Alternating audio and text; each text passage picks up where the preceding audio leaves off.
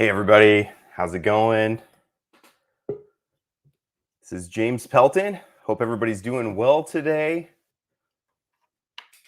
First time I get on camera for the day, I always have to kind of check my hair, make sure it's okay. Oh, look at this. See? Didn't notice that. But welcome everybody. Sim is getting his mic ready and he's hopping on. Want to welcome you guys. And first thing I need you to do, as is common in all of these YouTube lives, is I need you to hit the like button. Again, the YouTube algorithm, it checks for, hey, what's the ratio of people watching to people who hit the like button? And if the ratio is high, then they say, okay, let's show this to a lot of people. If the ratio is low, they say, oh, this is not good. We shouldn't show this to people. So go ahead and hit like and comment where you're watching from. That would be awesome. And some of you are already on this, but if you have questions as we get going, please ask. And nothing is off the table. Simsala said, hey, ask anything. There's nothing that is off limits. We'll try to talk through whatever we can. The markets are very bad. So I was, kind of looking, what video should I make today? And nothing was really sticking out to me. So I was really happy to have this AMA with Simsala. So let me bring him on here. Hello. Hey, how you doing, brother? Awesome. How are you? Nice to meet you publicly. Yeah, it's nice. It's a pleasure to be here. Yeah, it's nice to meet you as well. Thank you for hopping on. I really appreciate it. I appreciate it for having us, or me, in that sense. Yes, no, that's awesome. Yeah, really appreciate it. So again, audience, if you have questions that you would like to ask, the project we're talking about today is sphere.finance. So I'm posting the link there if you've never heard of it or have never checked it out for yourself. I assume we have a lot of people from the Sphere community here. So if you're a Sphere holder, how about you comment a thumbs up or something like that to show some support? So Sim, can you start by introducing yourself and giving just a little bit of your background? First of all, that is obligatory. Now you are the guest for a short second, yeah? Did you wash your hands?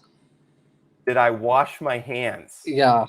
I always wash my hands. Yeah, that is what I wanted to hear. Okay. We have a golden rule inside of, Sphere. We always ask, even if we are the guests, we always ask even the host, did you wash your hands? It's a meme.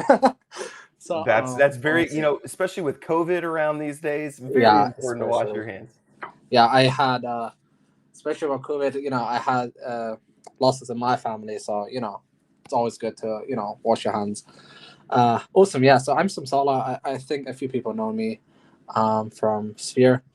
I've been a builder for a long time now. I've been around from roughly 2017 building. In the background, I was around the time where Staked Out fought Yearn and fought Convex and the Curve Wars and stuff like that, where the BE tokenomics came out, and where Sphere is heavily surrounding itself around nowadays. And yeah, we have been working on Sphere back in the DAO craze.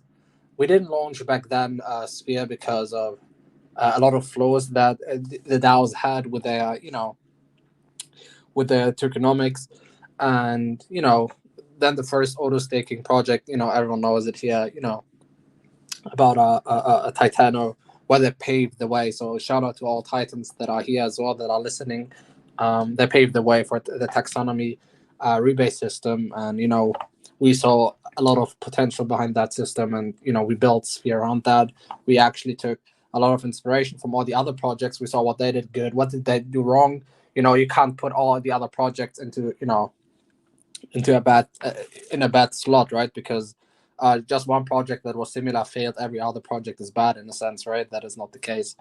So we took inspiration from Olympus, for instance, with their bonding. We took inspiration from Titano, from their rebasing and taxonomy system. We looked at Curve, we looked at Convex, and I'm going to talk a bit more about that, in what capacities we took inspiration from that. But basically, that is how Sphere built, right? Has been created in a sense. It's like a baby. It's like a platypus, right? It has all these different features for all these different projects incubated into one. And, we aim to become basically, in a sense, the S&P 500 by making Sphere become the synthetic tokens that represents all the good projects in the crypto space, right? Right now we already, acquired a large chunk of Tattoo of Mai. Now we are building our own curve and convex. They have, an accumulated TVL on Ethereum. I don't know if you have been part in the curve wars, but they have an accumulated TVL of 40 billion. So we are working on a competitor project that has upgrades on the legacy model, and that is also incubated by Sphere. We are building our own stablecoin that is actually yield bearing. So you can imagine a rebasing stablecoin in a sense. We build with our project with our partners Quantum Liquidity, right? It's basically we have our LP that is sitting there. When you go to PancakeSwap, when you go to Uniswap, when you go to SushiSwap, all these different swaps, these dexes, you put in your liquidity and you simply provide the liquidity for someone to buy in and out, right? So you want to buy Sphere, you put in Wmatic, you take out a Sphere for that and stuff like that. Basically, what we made is we created the first next generation DeFi dex already, where the underlying assets in that LP is actually yield bearing, unlike all the other dexes. So right now we have over 100 projects already applying for Quantum Liquidity as a service, because it's a no-brainer for projects not to join the Sphere ecosystem right now. We are working with a lot of different projects right now, accumulated TVL over multiple $1 billion now. They want to work with the Sphere. We have multiple different blockchains already approaching us, and they want us to build different utility items on their own chains as well. So yeah, Sphere has a lot going, and the craziest part is, how old are we now? Maybe 2 months, almost 2 months now. Next week, it's gonna be marking our 2-month anniversary. Could you call that anniversary because it's annual? Well, but you know what I mean. Our 2-month celebration in a sense. So yeah, it's been 2 crazy months, and we're just getting started. It's crazy. Yeah, no, that's awesome. I love guests who answer a lot of my questions in just their intro. I actually appreciate it. It makes my job pretty easy. I just appreciate say, it. hey, Simsala, just talk about what's going on. So I think we have a lot of people in the audience who are familiar with Sphere or a part of Sphere. So we kind of have 2 different audiences. We have the people who are already in Sphere and just want to know, hey, what are some alphas? What are you guys doing about the price? But we also have some people in the audience who don't know what Sphere is, and they're like, what is this? Could you so for people who think of Sphere as just another Titano, another Seifu, you kind of already did this, but could you maybe in just a couple sentences sum up what sets you apart? 100%. So basically, we have nothing in our treasury right now that is not yield bearing. And I'm not trying to talk bad about other projects. I wish all of them the best of luck. But if you ask us what is different to us, I have to compare. So please take it with a grain of salt and do your own due diligence, everyone who's listening right now. But basically, the big difference between us and all these other projects is that we take the liquidity that we acquire through different purchases from our investors, and we start to make them yield-bearing assets, right? So first of all, we have all these different strategies. We have roughly, in our treasury sitting now stagnant, roughly $10 million, give or take, that are yield farming right now, not even considering the LP, that is also yield farming right now. And with all of our governance acquisitions that we do right now, we also can incentivize these different yield farm strategies that we are building ourselves, right? So let's say the big question that I always tell my community is when you go to a project, right? You ask the project owner, what do you guys do that I can't do myself? That is like the big question. If you are going to take my money and you're going to put that into a stablecoin farm, then I can do that as well, and I can hedge against the volatility of your project, right? If you're not a stablecoin yourself. So what does Sphere do? And that is like the big question, and that is like the big answer that we have is we are making DeFi better. We are building new protocols on top of the Sphere ecosystem that you don't have access to as retail, right? So let's say Dystopia and Penrose, like I said, they are basically the improved version of Curve and Convex, right? They have a $40 billion TVL. Dystopia is partnered with Terra Luna. We are partnered with Frax. We are partnered with Chidao, right? They're all coming to Polygon thanks to us, right? That is like the big, massive thing. We are only 2 months old, and we have already all these different partnerships that other projects, one of them would, be an event of the entire year, right? Like a project would talk about, I don't know, partnering with Terra Luna for deep liquidity. That is something, a project would talk the entire year and pride themselves upon that. No, we did that. We came we launched not even 2 months ago. We did all these acquisitions. We are building all these different projects that are built on top of the Sphere ecosystem that then in hindsight make Sphere become this this concave of convexes, right? So basically you come to Sphere now in the future if you want to have deep liquidity on your stablecoin, if you want to have incentives on Polygon, if you want to have incentives here and there, you come to Sphere because Sphere has all these incentives. So basically the Sphere holders become this big entity in the entire Polygon DeFi ecosystem by holding Sphere, right? And especially is like we talked about our roadmap is that we are currently a Rebase token, but that is not going to be the de facto system of Sphere, right? We want aim to become deflationary at one point. Therefore, Sphere becomes more and more scarce. But the big difference is now that the governance of Sphere is ever growing, right? So the longer you hold, and the more scarce Sphere is gonna become, the more influence you as an investor have over the entire ecosystem of Polygon. Okay. So that is like the big thing what we are building with Sphere. We are not aiming to have money passing hands. No, we are yield bearing the liquidity that we provide because we actually take your investment money as an actual investment and we build upon that. And that is like the big thing, the big narrative of Sphere, right? Is building, and have the Sphere experience, become part of the building that we do. We don't take, for Penrose, we don't take anything for ourselves, right? It's an entire project. We, the team, we take all the governance rights that the Sphere core team has, and we push it to the Sphere treasury. So basically, the Sphereans all have the access to Penrose, which is going to be the convex of dystopia. So it's massive. It's literally mind-boggling, the things that we're working on, and it's just the start, right? Like we have also our own. We are incubating, making an own, building, or well, how to say this? We are not building it, but we're incubating a stablecoin that, like I said, is working like a Rebase token in a sense, where we take the liquidity, and that is crazy. I can talk a bit about this. USD Plus is developed by graduates of Stanford, so they know their stuff, right? They have been around since I think November or so, and they never had a red day because of the different liquidity that they incentivize themselves with, right? Like, so that they farm on mesh swap and this and that, and they never had a red day with their yield bearing. They currently sit at a 10% APR on their stablecoin. So basically, you have a stablecoin that invests for you, and the only thing you do is hold that stablecoin, and you're gonna generate more and more liquidity. Now you can imagine stuff like that is coming into Sphere's ecosystem, where I can tell you, you hold the stablecoin and it's gonna generate more liquidity for you, which is crazy, right? And now we are also, since we are building our influence, it's still, it's becoming bigger and bigger and bigger. It's like it's all a big puzzle that people don't see yet, but it's gradually growing on the people, and slowly people understand more and more on how Sphere is operating. And coming forward, we are going to be having USD Plus coming for also the retail investors. So basically, you can hold USD Plus, and we're going to be incentivizing that with our governance rights over the ecosystem, so that we can even increase the yield on that token. And now you also have to consider sorry for this wall of text. No, you're good. But basically what we want to build is let's say an LP where it's Sphere USD Plus. So basically there's always going to be more and more USD Plus over time, because it's yield bearing, and that means that the price of Sphere goes up. Now we have upgraded the DEXs, and how they work is by moving. We don't call them LP tokens anymore, we call them smart vaults, and these smart vaults are also yield bearing, which push up the price of Sphere as well.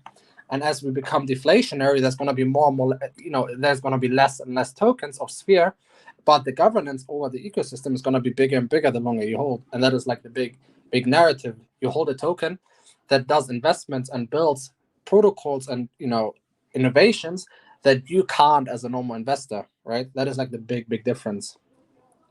Okay. So, No, yeah. that was a lot. I think our brains go on different wavelengths.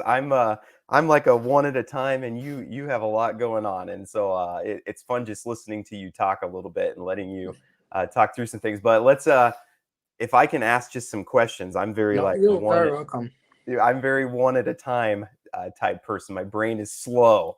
No worries. And No, what I say always is, everyone has their own specialties, right?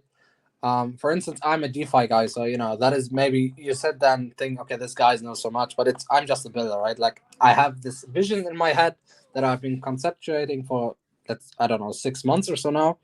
That is my jam, right? Like everyone has their own thing. You're running a great YouTube channel. You know how to talk to the people.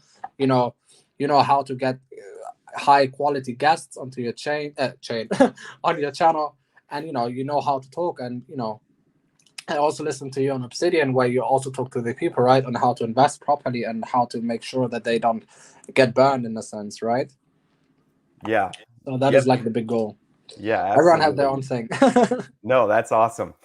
So for me, can you walk through? Can you walk through what the different revenues? You talked about yield farming, and then I know you're Yeah. doing this quantum liquidity as a service, and maybe you might need to explain what that is Yeah. for people. And are you making revenue from people who are using quantum Yeah. liquidity as a service? Yeah. So how much should I? Well, trying to explain quantum liquidity, I had like 5 AMAs to explain quantum liquidity. Yeah, So maybe. we have a Would this YouTube be channel. would this be a good explanation of quantum liquidity? Is it's Yeah. basically a way, usually liquidity is just sitting there, Exactly. and you have a way for liquidity to be yield bearing. Is that a good way to sum it up? Exactly. So basically, let's say you have Pelton tokens and you have USDC, right? It's sitting there. Pelton is, there's 1 million Pelton tokens and there's 1 million USDC, right? Imagine there's no volume happening whatsoever. Let's say the trading stopped and no one is trading Pelton at all. So what happens now is that the USDC is being farmed, and with our incentive that we can push on the USDC vault is, let's say you make 10-20%. So basically what happens is that there's then after a year, let's say it's 20%, then there's going to be 1 million Pelton tokens, but 1.2 million USDC, right? Therefore, the price of Pelton doesn't become $1, but $1.20. Right now, all the other projects that have millions, billions, literally billions of TVL and Pancake Swap and Quick Swap and Spooky Swap and all these different DEXs, they're doing nothing. They're like assets sitting there stagnant, doing nothing. And we changed that completely with Sphere. Okay, very cool. Yeah, I think it makes a lot of sense to me. And people are in the comments. I'm a big fan of The Office. I don't know if you are, but Yeah, I've seen some okay, yeah. episodes. Explain it to me like I'm 9. Okay, explain it to me like I'm 5. No, I Yeah, think that's good. That makes a lot of yeah, sense. yeah. So what other revenue sources? So you have this quantum liquidity as a service, and so Yeah. you're making revenue from other people doing that? Is that correct? That as well, yeah. So we currently have, I think I can leak that. We have over 100 applicants right now, trying to become part of quantum liquidity, because it's not a free it's not a free service, it's a premium service, right? Especially considering the technology behind it is patented, so no one can take it anyway. So it's like Uniswap B3, they have to come to us. And right now we are assessing different projects and how good they are. And basically what happens is that these different projects have to give us their native tokens or USDC, depending on the risk assessment that we give to them. And they have to provide their own liquidity. Now, the beautiful part is we're going to receive a payment up front. And on top of that, the fees that happen on the DEX are going to become also part of Sphere's passive income revenue stream. So we have quantum liquidity as a service.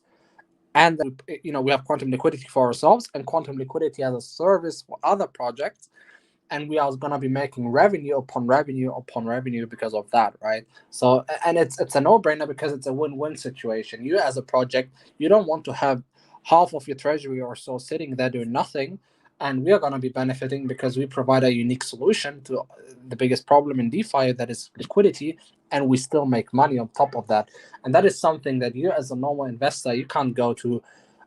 I don't want to name projects, but let's say projects, I don't know, fire and water, right? You can't go to them and expect these kind of innovations right now. Of course, they may have them in the future. I don't want to undermine anyone, but right now that is, an innovation unique to Sphere.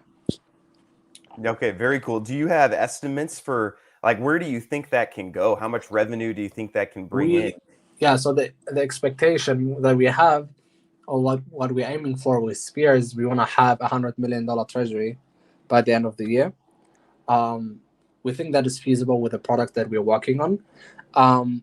let's say the entire Sphere ecosystem should exceed 100 million TVL as well on a safe basis, right? We had I don't know if you have seen the chart, but we had this massive pump, right? Because people saw quantum liquidity and everyone lost their minds. We went 120x within a month, which is, I think that is a world record, right? For a new project to hit that. But yeah, a lot of people heard about the innovations that we're working on, and that is only part of that. Quantum liquidity is only one.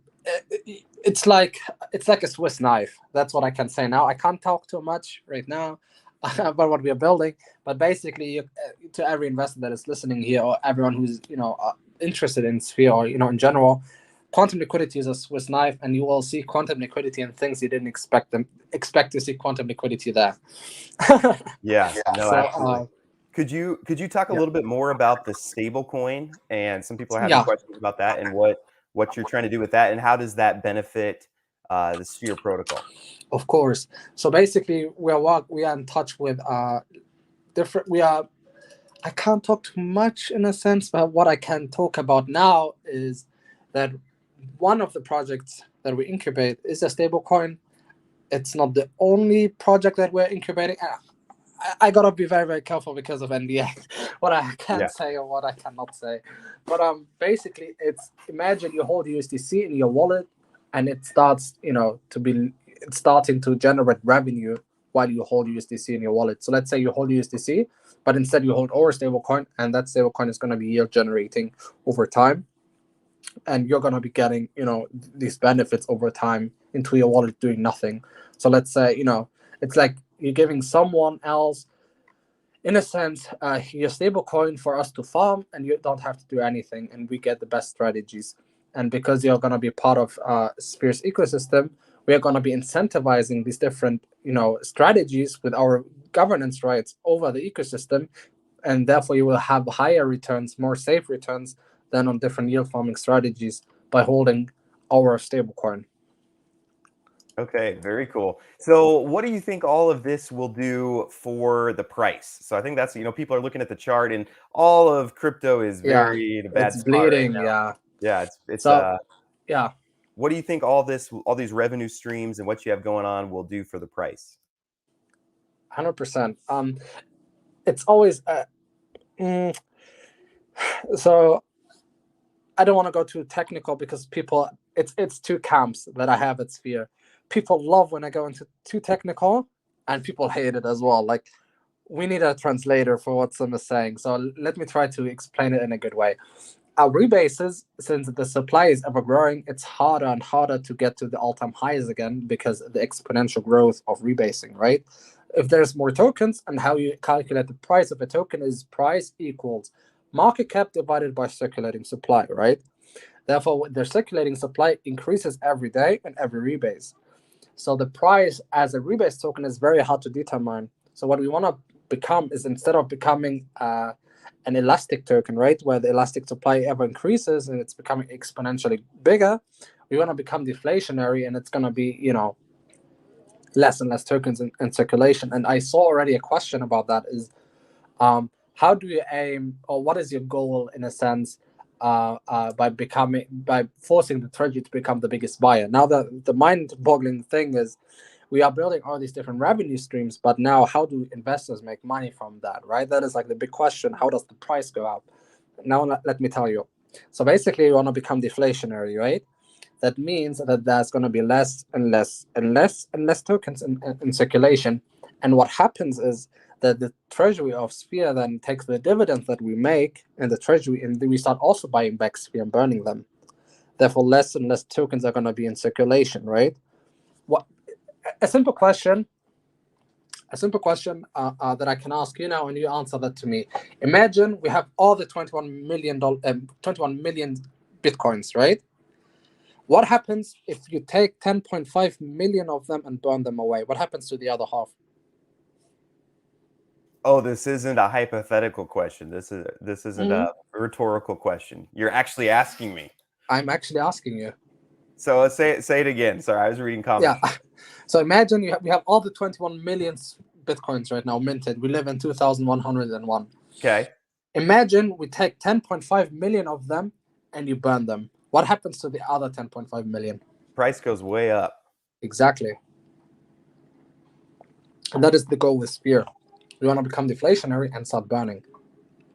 What happens with the price? It becomes more scarce, and the price goes up, right? Because the big difference then between Sphere and Bitcoin, in a sense, is that Bitcoin, first of all, is leveraged to hell, right? You have seen the liquidation cascade where it went down from, I don't know, 38,500 to, it basically broke the support line, and that is why we're sitting in the market conditions that we are sitting in here right now. Because I was looking at, and that is why we wanted to move from WBATIC to USDC, because I saw the leverage was like beyond crazy, right? And I announced that Sphere is going to go to USDC, and we had to work on some stuff on the contract to make transitions like this more smooth, right, in the future. But what happened is the liquidation hunt happened, and Bitcoin dumped, and everyone else dumped as well. But so the idea is, what did I? Yeah, sorry. So sorry, I just went off off road for a second. So the idea of Sphere is, we want to make something unlike Bitcoin, where you always have to. Basically, the greater fool theory is that you buy Bitcoin at, let's say, $60,000 and you expect it to go $120,000, right? But for it to hit $120,000, $120,000 per Bitcoin, you need buyers to buy for it to go up to that range, right? But the thing is, if no one believes in Bitcoin from tomorrow on, let's say everyone is like, screw Bitcoin, and everyone drops it, it goes to zero, right? So the idea is with Sphere, having a treasury is always a guaranteed buyer of Sphere, and therefore you can buy Sphere, and you know that the protocol is working, yielding, is generating yield, and then it's buying the Sphere token for it to go up as time, passes. And on top of that, that's not even the only thing, right? That is gonna be with Sphere. Basically, what we want to build is also an ecosystem where all these other projects come to Sphere, and they want, let's say they want to incentivize their own stablecoin, and they need the incentives because they need the voting power over these governance tokens so that their liquidity can grow, right? That is like the big issue in crypto, is building liquidity for your own project. That's why you have mercenary liquidity, where you start giving high incentives on your LP, and once that high incentive is gone, everyone is, yield farming basically, and they take all their liquidity and move to somewhere else. So basically, you will always need someone that actually provides the incentive, and then Sphere is going to become this person, in a sense, that you always go to and say, "Hey, Sphere, I'm going to give you this and that amount of money," and you go and start incentivizing my pool so that people provide their liquidity for a stablecoin to grow. So basically, what is going to happen is we're going to be having projects that are going to be incentivizing Sphere, in a sense, by providing liquidity and revenue streams. And we're gonna have Sphere itself buying back the Sphere token. So you have multiple revenue streams that come into Sphere and that are gonna be provided towards the Sphere holders. Okay, and then can you kind of explain to me how you're going to make the transition from rebase to deflationary? Like, is that going to take place over time, or are those going to be at the same time, or how's that going to work? That is a very, very good question. That is a very, very good question. So these are like two camps right now with Sphere, right? We were aiming to build something like perpetual APY, where the revenue streams that Sphere is going to build is going to be represented in compounding, rebases. But the issue with the current market conditions that we have right now is that the market is bleeding, right? It's like, I don't know what it's like 2000. I don't know if you were around in 2017. It's literally the same conditions right now, right? Only Bitcoin is 10 times more expensive right now. Like, nothing else is different. We actually, I think since today, we actually lost. Bitcoin had a minus 50% since November, since today, right? They lost like 50% of the price. So rebasing is very feasible if you have a bull run, because the market cap growth is, can exponentially grow bigger. Like, that is way more easy in a bull run than in a bear market. So, it's how there's a camp in this Sphere community is like, go deflationary, and then the other are like, no, we want rebases. So right now we are sitting within the community having multiple conversations, because respectfully, we are not a DAO, but I don't want people to feel like they're not being heard by the core team. So we are sitting right now, and we are speculating on how we want to do that. Roughly, the most common approach is having the rebases for a certain amount of time, and then at one point we're gonna say, like at day 100 of Sphere's inception, we're gonna stop rebasing, so that we have a timer. Because we said roughly, because on how exponential graphs work, is starting from day 100, it's getting out of hand, right? So we want to say, okay, at day 100, we want to stop before it goes out of hand, and we start becoming deflationary and start, with quantum liquidity, start building up more and more revenue streams, and then start also, taking the liquidity and, that we generated to buy back and burn Sphere. Okay, no, that makes a lot of sense. So I do want to open up for some questions for people in the audience, but there's a lot of them. So here's what I'm going to do. If I see the same question several times, then I'll ask your question. But otherwise, I just can't hit everybody's. And I still have a few questions for myself. So can you kind of explain, you've talked about like a lot of things that Sphere is going to be doing. Can you kind of break it down into like a roadmap of like what's the next big thing that you're really excited about? Some reveal. No, I'm just kidding. The next big thing is actually today, we started distributing the NFTs for Dystopia. That is how Dystopia works. All these different projects are receiving VE NFTs, right? That are going to be locked into the Dystopian ecosystem. So we deployed that today on May 13th. That is the plan on having Dystopia launch. And 2 weeks after that, the missions for Dystopia start, and Penrose launches as well. That is like the big thing that we're working on. At the same time, we are also working on the Galaxy Marketplace, and we're working on different games as we are still inflationary. Like the Sphere games, we also have a few different games that we have in the pipelines that we also want to launch for people to, have a gamified experience around Sphere. More things is we are incubating more projects. Covenant is coming as well, which is a bribe optimized protocol that is being developed by our friends at VLabs. They are also part of our alliance, the Polygon Alliance, because we are actually endorsed, or is it right, endorsed? We're actually being supported by the Polygon team themselves, right? So they're building with us. We are part of Polygon's liquidity mining. So I think we generate roughly $500,000 worth of WMatic. We are getting that airdrop by Polygon for our work ethic, to say the least. And we're building our own dashboard. I don't know if you have seen on Olympus, they had a partnership with Multifarm, where they provided a dashboard with very, very transparent investment strategies, how much the protocol generates and stuff like that. Where we can also list our partners for quantum liquidity. Then we're working on our, let's say, incubating USD Plus, incentivizing them as well. That is all this month. That is what we're working on right now. Also, of course, our different investment strategies. We plan to have roughly 50-60% APR on stablecoin yield farming with Sphere's ecosystem. We move to our own native DEX. Quantum liquidity is becoming more and more prevalent and more, part of the Polygon ecosystem. Dyson is coming. Oh, it's a lot. Yeah, no, that is. A lot of things. Can I ask when the stablecoin farming? Do you guys have like an estimated date? And because that's what sounds really interesting to me. Do you have like an estimated date on that? For you to utilize our different strategies, you can actually, we can actually, I think, announce that publicly soon. Right now we are still, building these different strategies, because it's the higher the TVL is in that what we build, the lower the returns come towards us as well, of course. So we want to harvest with Sphere the most, so that our investors, have the biggest benefit of that, right? From our different investment strategies, we actually work with big investment teams, that how do you call it, that manage a lot of different DAO projects, DeFi projects, on how to move liquidity, because you have to keep in mind it's harder to move $1 million around and make them profitable than it's doing with $10 or $100 or $1,000 or 10,000, and the bigger your treasury becomes, the harder it becomes to move that liquidity to be actually yield bearing, right?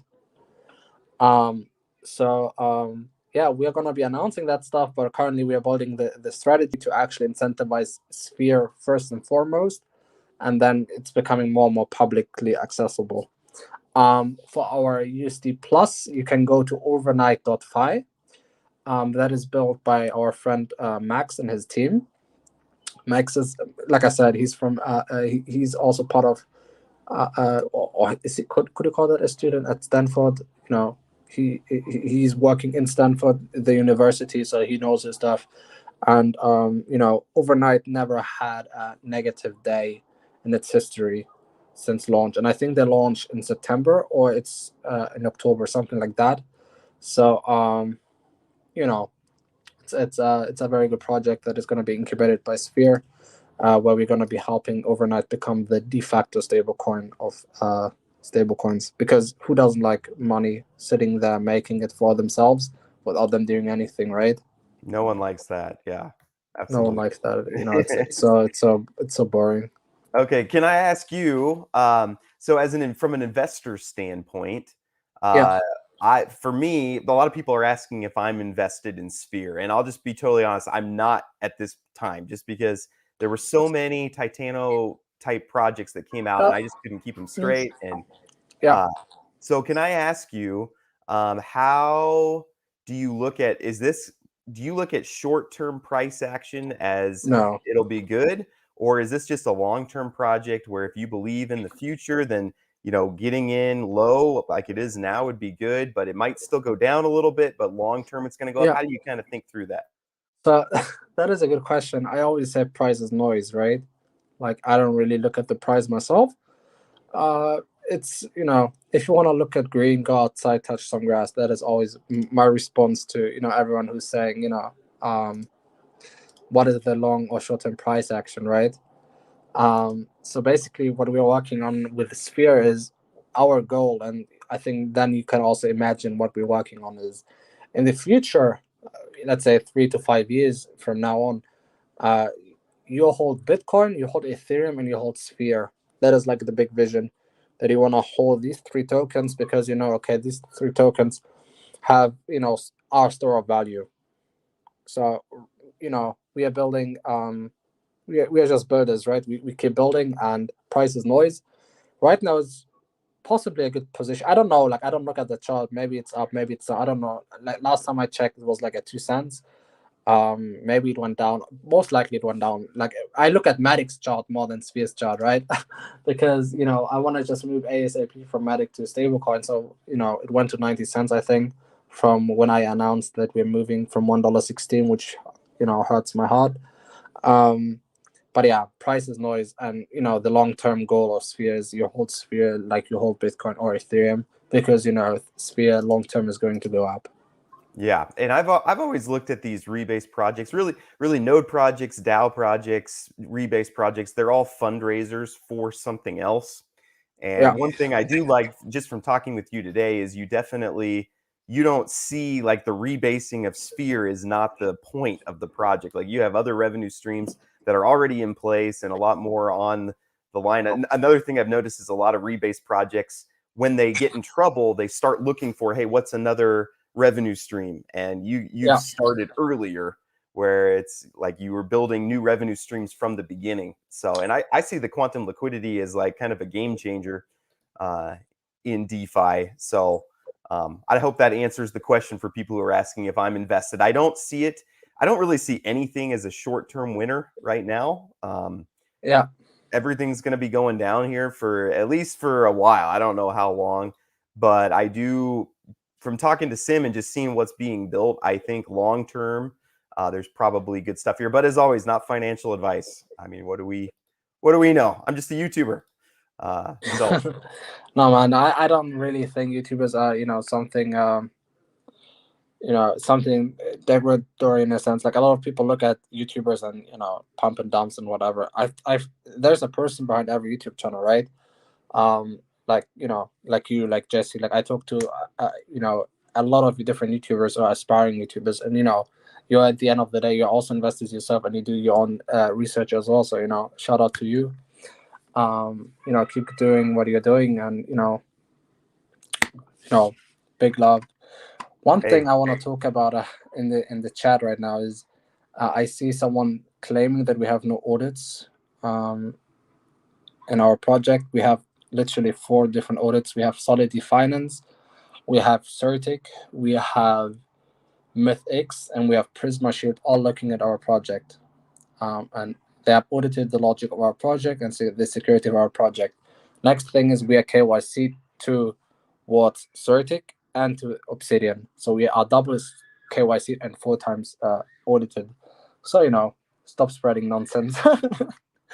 And one more thing is we don't aim to compete with Bitcoin. That is, you know, lavish to say the least. But you know, we want to become a store of value like Bitcoin. You can take inspiration. What I say is always you try to compete with the best, because every lower standard than that is gonna make your project become a lower standard, right? So right. you know, we believe that we have once we are big enough, you know, we aim to have this forced appreciation by having the treasury become the biggest buyer and becoming deflationary, which are like two ups against, let's say, Bitcoin in a sense. But we don't expect ourselves to become, you know, bigger than Bitcoin anytime soon. Maybe one day, who knows, right? But right now, we just want to see on how, you know, Bitcoin is perceived, what is its flaws, what is Ethereum's flaws, what is Olympus's flaws.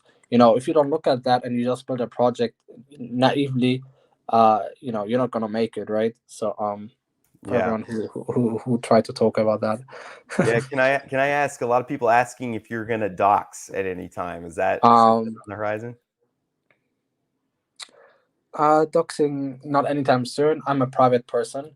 But I actually talked about this before, is, you know, the bigger sphere becomes, the more likely it has to happen, because that is gonna, you know, shift on how projects are gonna work. You know, like the bigger and bigger sphere becomes, the more trustworthy you become when you also dox yourself. But right now we are a DeFi project. You know, we are in the decentralized area. You know, a lot of big projects didn't dox themselves, and, you know, they're working continuously, and, you know, they're building themselves. I believe Curve, Convex, you know, Olympus, non-doxed leaders, and they just keep building, right? People, you know, take anon devs with a grain of salt, right? But we, like I said, we doubled KYC, 4 times audited. Our multi-sig is a 4 out of 8, right? If you look at Certic, they want 2 out of 3, I think. That is like the 2 out of 3 multi-sig. But you know, we take that a step further, and we say we have 5 people that are doxed in our multi-sig and 3 out of the core team, right? And we are also doxed to the other 5 holders of the multi-sig keys. So, you know, we take security very, very seriously by not being a public face, especially considering we launched Sphere, right? I think on launch day, I already received my first death threat, right? So, you know, I don't believe that anyone is going to be doing that, but it's a risk that you don't want to take, right? If it's 100 people doing it and just one person who actually means it, that is already keeping me, you know, awake at night. So, you know, I'm building, you know, if you have any doubts, you know, we have so many different security measures in Sphere to make sure, you know, everything is legit as possible, that you don't really need me to dox. Yeah. No, I think that's fair. And we have a lot of. I'm just going to address this before we keep going on. We have a lot of people asking about on-chain crypto, and my philosophy. I've heard he's going to come after me next, but Proverbs 26:4 says, "Do not answer a fool, or else you become like him." So I'm going to just. Yeah. I'm not going to respond to him in any way, and I would advise Sphere. I'd advise Jesse. Anybody else, just like don't respond. No. Look, guys. The big thing is, you know, good luck to him in, you know, in his path of life. I don't have any, you know, I don't really care. People can talk all day. Success silences them all, right? That is like my big thing. One thing that I don't personally endorse is that you have a community where people do death threats to children. That is like something that I cannot, you know, condone personally, and that is what happened, you know, within his community. and also the insults and stuff like that. That is something that I cannot work with. Also, being DM multiple times, I don't know, by him. Like, a lot of people said that these are his alts, but I received a lot of different pings and different discords trying to get a reaction out of me, and especially because of these childish behaviors, I'm not gonna respond to any kind of stuff like that, right? Like I said, good luck to everyone out there, and just look from the sidelines. Sphere is gonna silence everyone, right? That is like the big goal. Yeah, and I like what Glenn says. He says destroying is always easier than creating. And I think that's really true. Like, especially in the market the way it is right now, like I could make a video on any project, Bitcoin, Ethereum, or whatever, and say, oh, it's going to fail. Look at it. It's going down. And it's It's easy. It's easy, harder to yeah, stand for 100%. something. Like, it's the funny part, right? Like, innocent until proven guilty, and especially with, I don't know, this culty mentality that is part of DeFi, and why DeFi is still in its infancy, is because people follow always someone, and I don't really like that. And when someone says this guy is wrong or this guy is wrong, people take that for face value instead of doing their due diligence. Like, I did a post, people called Obsidian pump and dump, right? We showcased the wallet of Obsidian. They never sold a sphere, right? So people are accusing doing stuff like that, where it's a waste of time, and we should change the topic in that sense, Yes. because Yeah. Let's all, do. Yeah. No, I all the love best of luck Jesse. to everyone. Well, I love Jesse. He's one of my really good friends, and yeah, He's he's awesome. so ethical, and like he hardly ever takes money for anything ever. And I'm like, Yeah. Man, you got a family, like you should be taking some money. And Yeah. but he just doesn't do that. He's an ethical guy. So let me get to some of the audience questions. Why launch on the Polygon blockchain? Why not something like Awesome. BSC? Good question. I like that. So a few people messaged me about this. I guess I can, finally quote unquote resolve that riddle. So the big issue is Ethereum becomes more and more expensive, right? It's the L1. So a lot of people already saw that basically Ethereum is going to become unusable for retails, and L2 is going to become the de facto chains to be working on. So basically, Polygon is built upon Ethereum, right? And sooner and sooner, the more Polygon is going to grow, more and more retail liquidity is going to go from Ethereum into Polygon, because Polygon offers the security of, Ethereum is more scalable, and it's cheaper and faster in a sense, right? So we believe that Polygon is going to become the next big chain. That is what we personally believe, and that's what we're building on Polygon. And we are building, with all the different utility items on Polygon, that is going to make Sphere the de facto protocol then also on Polygon, because we see Polygon as a sleeping giant. I think yesterday they finally went up in the ranks in terms of TBL of DeFi projects of different chains. So it's Ethereum, then Terra, then BNB, I think. Yeah, should be. Then I think Avalanche, Tron, and now finally Polygon, and then Phantom, right? And Polygon is growing slowly but surely. And like I said, we believe that Polygon is going to become the de facto chain, where people want the security of Ethereum, but want to have retail joins in a sense. Like they can utilize liquidity the way they want at a low cost, right? Because at Polygon you don't pay a cent. I think literally it's a fraction of a cent for gas fees, right? Especially now, considering the price of Matic went down, it's even a fraction of a fraction now. And yeah, we believe Polygon is going to become the de facto, in a sense, blockchain, where all the retail money is going to come to, and we want to capitalize on that. Absolutely. And then a lot of people have been asking, are you planning on going cross-chain? So the question, it's a good question. We don't want to go ourselves cross-chain right now. What we are building instead is making cross-chain buys as easy as possible. So you're on Avalanche, congrats. You're on Phantom, okay. You're on BNB, be my guest. You're on Ethereum, okay. We're gonna build a gravity bridge that we're working on. We're actually, quote unquote, outsourcing it to another company that is building that for us, where you can be, an ETH maxi, you can be an Avalanche maxi, but you want to buy some Sphere and have it in your wallet. right?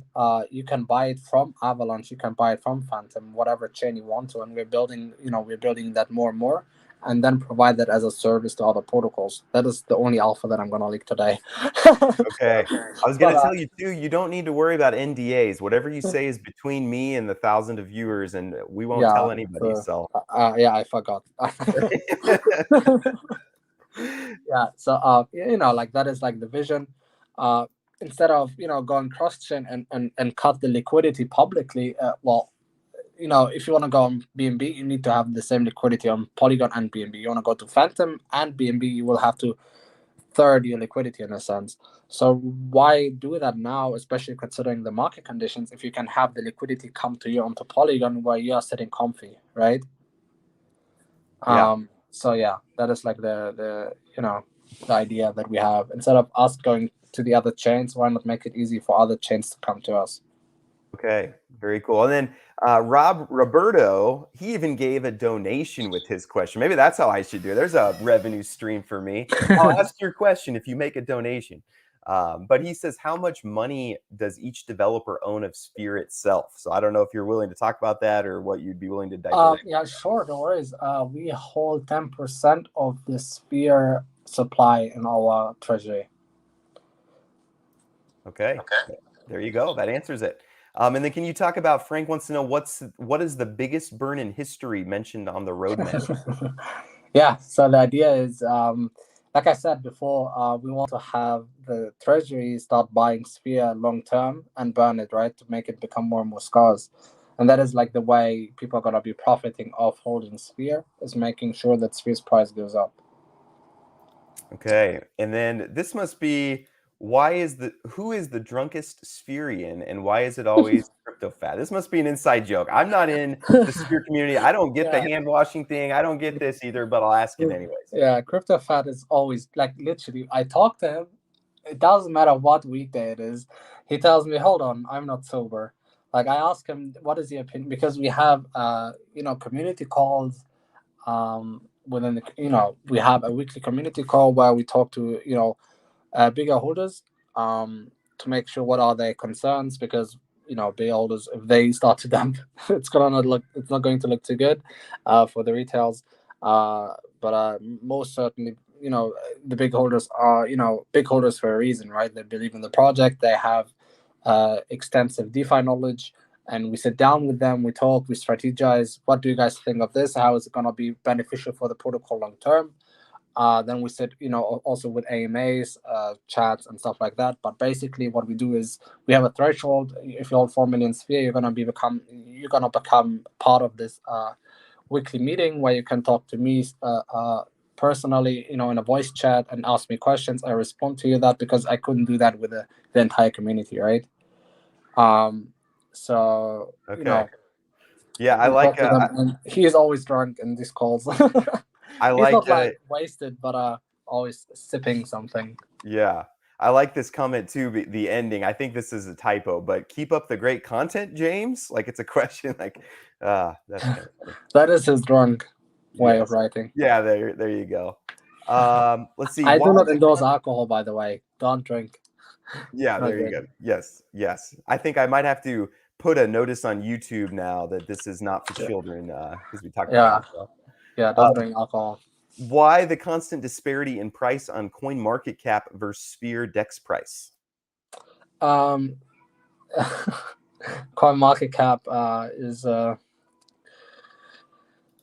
luck to them. The work pace makes me want to create an own coin market cap that works better than what they provide right now. Yeah, that's what I can say. It's hard working with them. CoinGecko actually, the CEO of CoinGecko messaged me privately on Twitter because of the issues, and we sat down and we worked that out. So shout out to CoinGecko's CEO for being so cool, and message me, DM me, and talk to me, and work stuff out with me, right? So CoinMarketCap, please DM me as well on Twitter. I'm a really nice guy. I don't think nice guys say that about themselves, but I promise I'm going to try to be nice. Do they have trouble with the rebase part of the token? I know that they It's because we are on our own decks, right? And to not go too technical, they simply do not list that internally yet, our own DEX, and that is causing the issues on their end to actually aggregate the price. Okay, maybe Elon Musk will buy CoinMarketCap, then we'll be good. Yeah. Moving on. A couple of questions. What was the need to migrate to V2? How does V2 differ from V1? Yeah, so the need to migrate to V2 was because of the rebasing. It had to happen. It was causing issues where rebases may be stuck, right? But sometimes the rebase stopped for 3-4 hours, and we had to redisperse that.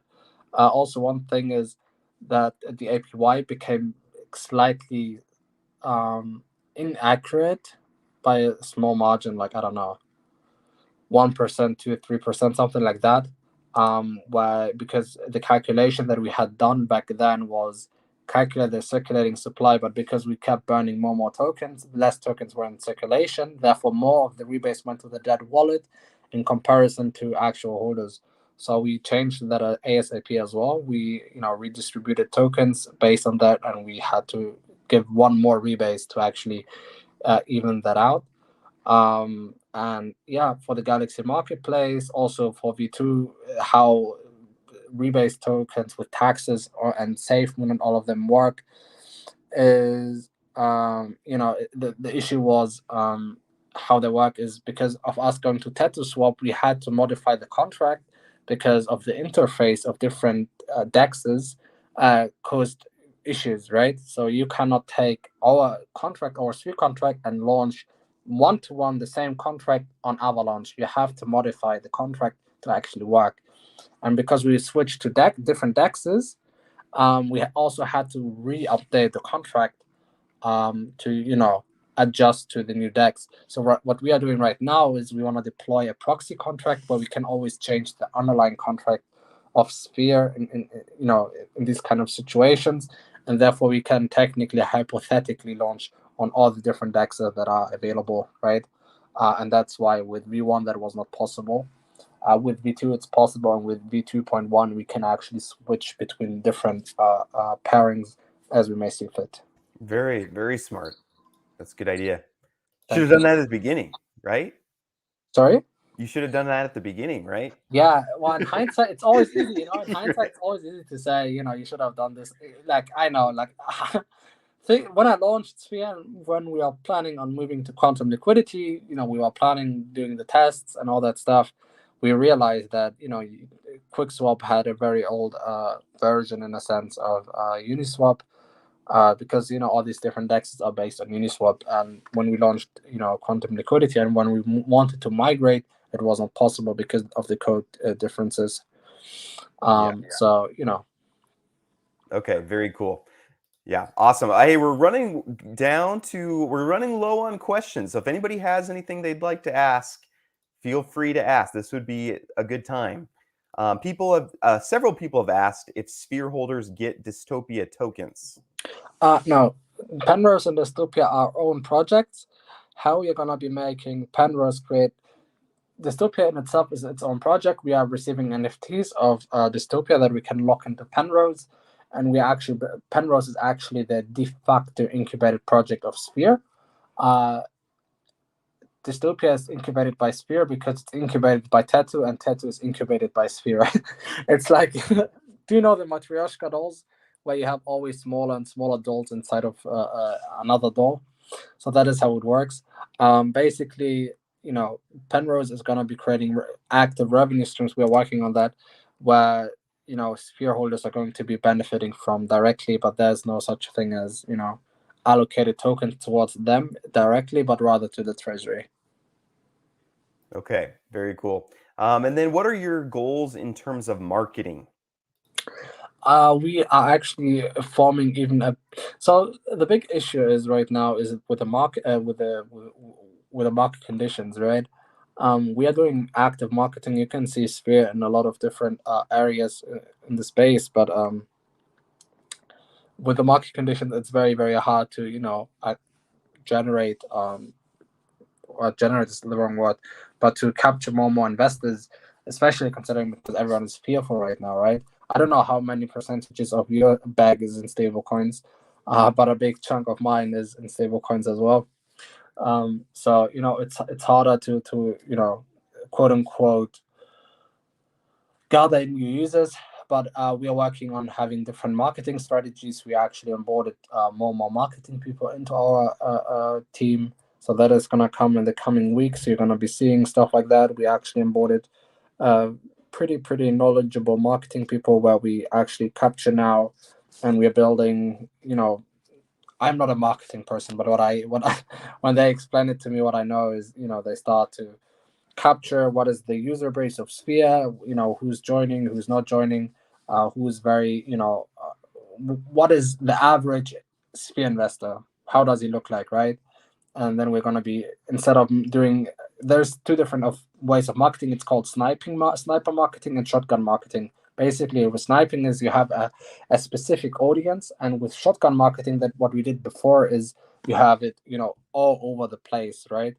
That worked because we were just starting, but now we want to have this, calculated marketing strategy where we start to, appeal to, let's say, smart investors rather than all sorts of investors.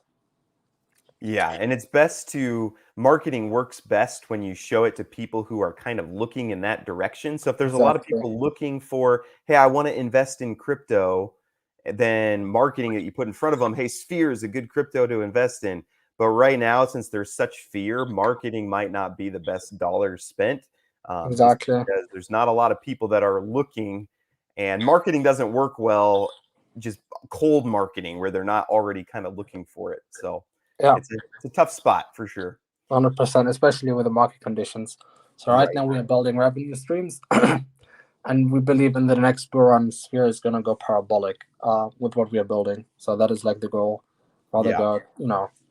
Yeah, and no one knows. Don't listen to YouTubers either when they talk about, oh, the bear market's going to last this long or whatever. No one knows. Like it could be, as far as we know, it could be tomorrow. I mean, we just don't have any idea. It could be maybe long. Elon pushes it. Yep. Yeah. So well, one thing that correlates is a lot of people are expecting the halving to push the next market, the next bull run, but who knows. We just built right now, and it's if you talk to anyone who's been part of the crypto market and who has been hodling since 2016 17 can tell you that bear markets build the next generation of millionaires. yeah, for sure. And it'll be nice. There's been so many projects coming out, and I'm excited for the bear market to kind of like, hey, what's not going to make it? What has no revenue streams and is just tokenomic, nonsense that's going to kind of fall off, and what's going to stick around? Because like you said, that's where true wealth is going to kind of be built. So exactly. One thing that I have when I talk to my friends, right, that were building through the last bear market, like 2017, what they said is, I built a lot of useless governance tokens back in 2017, but they made me a millionaire in 2020. So, that is how we perceive things. Yep. Yeah. Nope. Totally agree. When version 2.1? Good question. Very, very, very soon. Okay, very soon. Monday. Mondays. The only reason why we didn't do it today, so I guess you can figure when we are doing it. The only reason why we did not do it today is because with Penrose, we were talking to very, very big players in the ecosystem that needed my attention today. So I had to talk to them. That's why we didn't do 2.1 today. Because talking to these big players, you need to make sure that you have them. You got to talk to them 2 weeks prior so that you can have a meeting with them that lasts 30 to 45 minutes in 2 weeks. So I had a lot of meetings already today. I slept like 3 hours. It's 5 p.m. my time. I woke up at 9. I talked. I had like 8 meetings today already. I still have, I don't know, like 5 or 6 more today. For Penrose, but it's gonna be worth it. Yeah, nope, totally agree. And then any ETA, people like ETAs. I don't know if you've noticed, but people are looking for some hard dates. But any ETA on when phase 3 should start? Oof. Yeah, that's what I said, right? Like June 100 days is, well, that is like the best thing if we could stop phase 1 and 2. Phase 1 is liquidity bootstrap. We did very good at that. Phase 2 is building products. We are also very good at that right now. So, let's say maybe we start a proposal talking to people when we should stop best, and the community decides when to stop, not if to stop, because stopping is going to happen. We're going to stop becoming a Rebase token. That is out of question. But when is, I guess, something that can be negotiated within the community. Okay, very cool. And then some people, yeah, if you're asking questions and I don't get to them, there's a chance that we already answered it earlier. So this will be available. This will be uploaded, and you can watch the replay. And Sim's already answered a lot of these questions. When you go deflationary, will you lower the buy and sell tax? So there's, of course, things that speak for it and things that speak against it. I think lowering, sure, why not? How much is still up to debate, and we would need to do simulations based on different factors that we have in our ecosystem. So basically, let's say the Galaxy Marketplace works so good, and why it is so profitable for Sphere, unlike, let's say, for Olympus and the like, is because of the taxes, right? The taxes enable us to make sure that there is no bond flipping. I don't know if you know the term, but bond flipping basically means that let's say you take Ohm, you sell it for a DAI, and then do a new bond.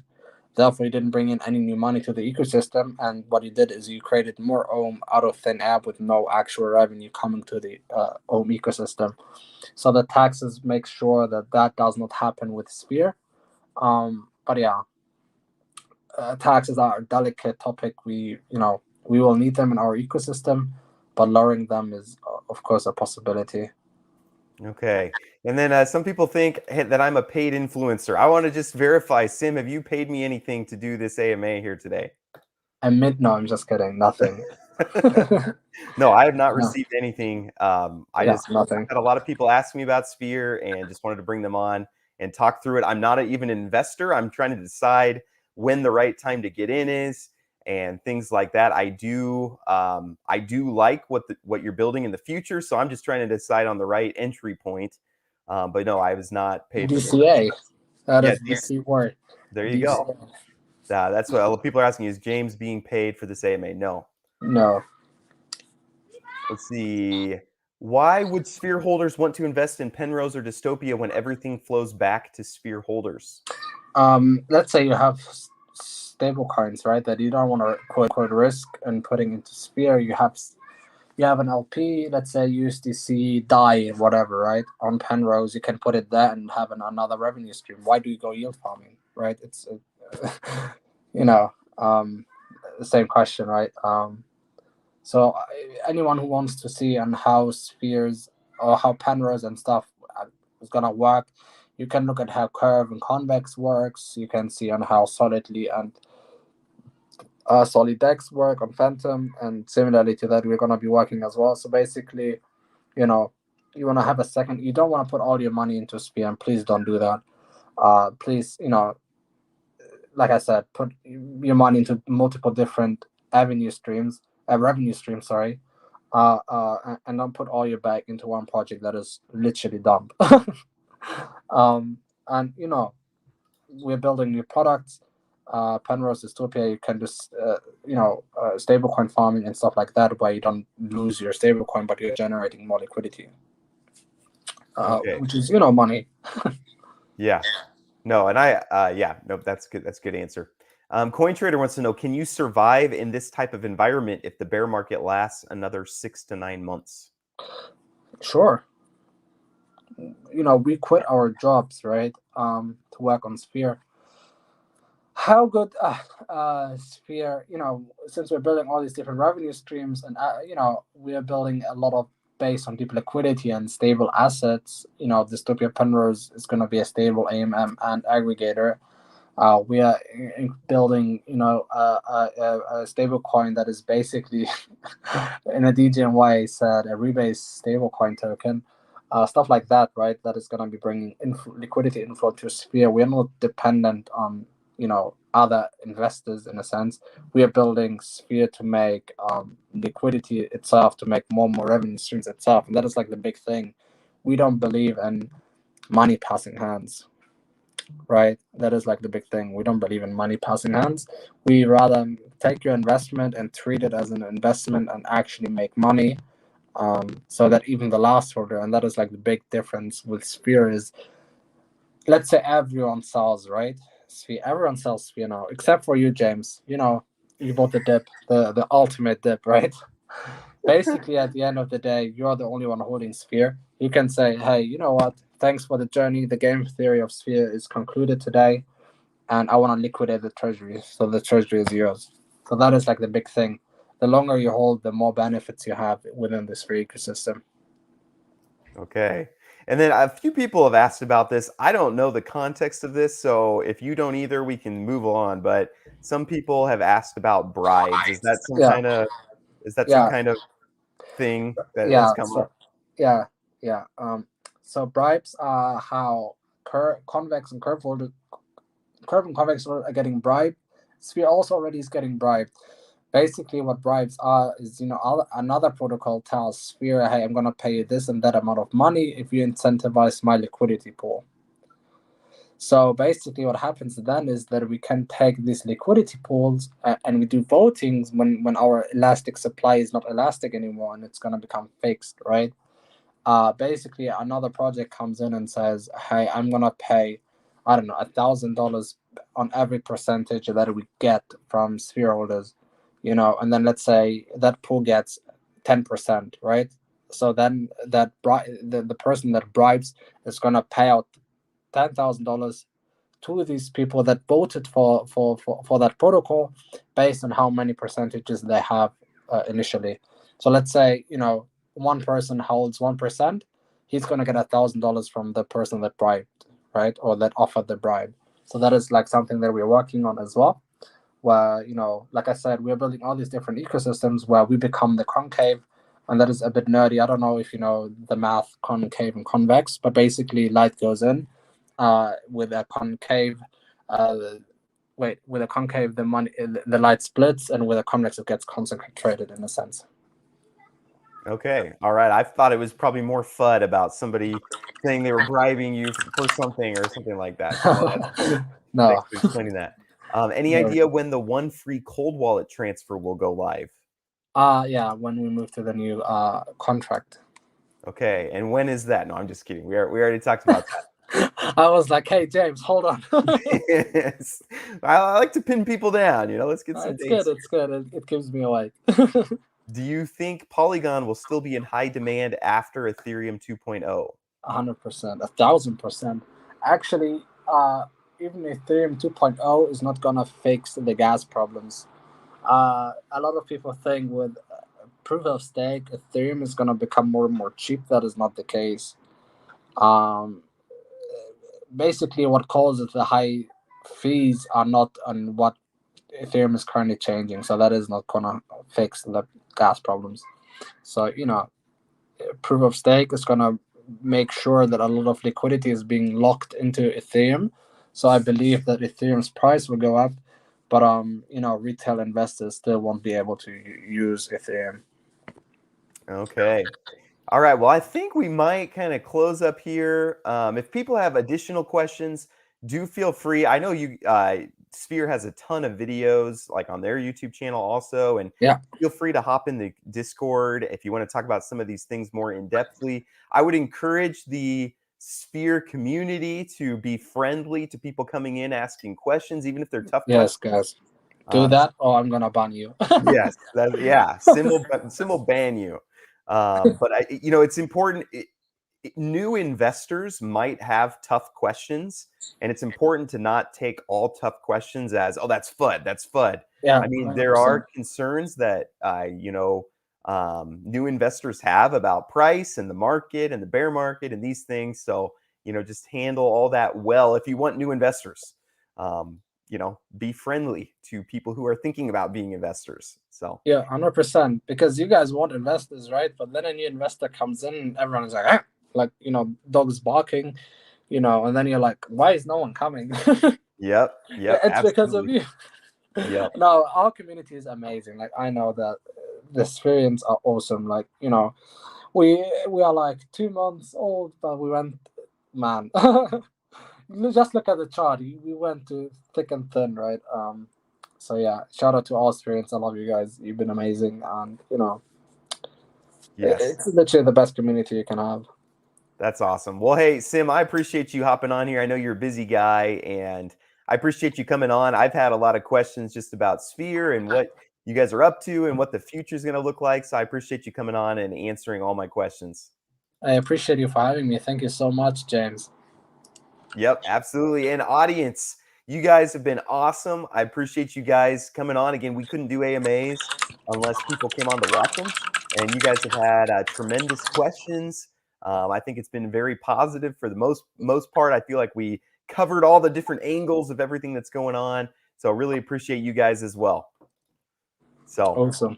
yep, everybody, hope you have a great rest of your day.